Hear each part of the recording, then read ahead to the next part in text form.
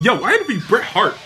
What? The best there is, the best there was, and the best there ever will be, and that's a fact of life. There was 5 other reporters that wanted to interview Bret. I was the only one he said yes to.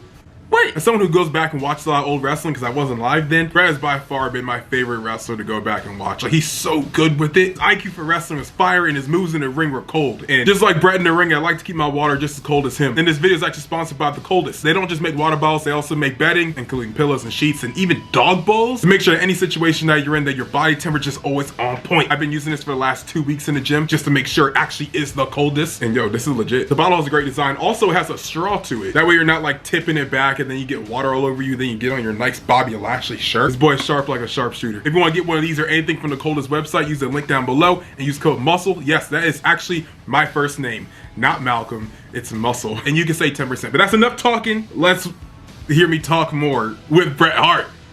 Bret Hart!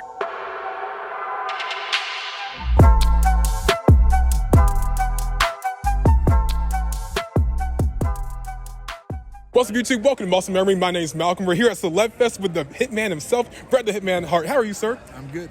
Thank you so much for your time today. I really appreciate it. I know you take so much time signing autographs for fans, but I want to ask 3 questions for you. So right now, Sami Zayn, he's one of the best stars in WWE right now. I know you're a big fan of him. You even introduced him to the main roster when he had John Cena's US Open Challenge. What's your thoughts on Sami Zayn right now with his current run with the Bloodline?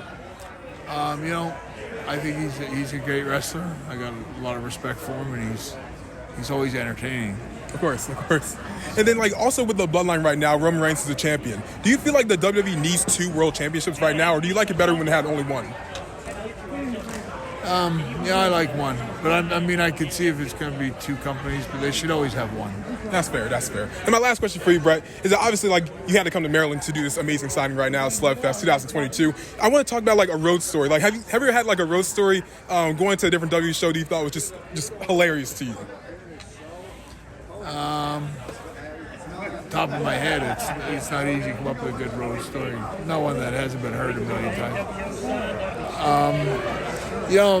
My best road stories are always the ones like where the wrestlers broke down in vehicles and stuff like that. Especially if you were in a van and you had, some midgets and giant guys and just people with all kinds of gimmicks and stuff like that, like Cuban beards and stuff like that. It's funny how people wouldn't pull over for you. Yeah. You had to hide everyone in the ditch or hide everyone in the vehicle and pretend there was nobody in there so that people would stop and give you a ride, because nobody would pick up like picking up pirates or something.